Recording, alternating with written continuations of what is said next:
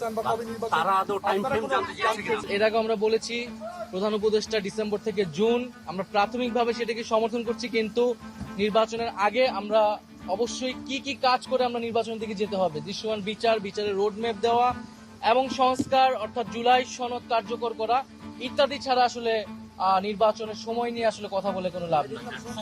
এবং রোহিঙ্গা বিষয়ে কোনো কথা হয়েছে কিনা?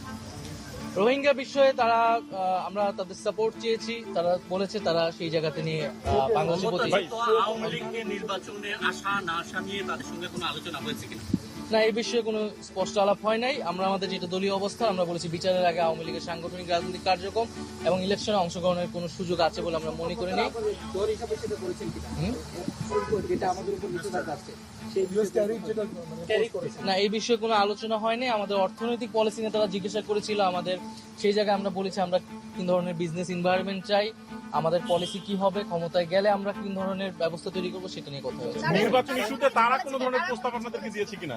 কোন ইস্যুতে কথা বলছেন? নির্বাচন ইস্যুতে তারা কি চায়, তাদের মতামত? না, তারা কিছু বলে, তারা আমাদের শুনতে চেয়েছে, তারা বিভিন্ন রাজনৈতিক দলের বক্তব্য তারা শুনতে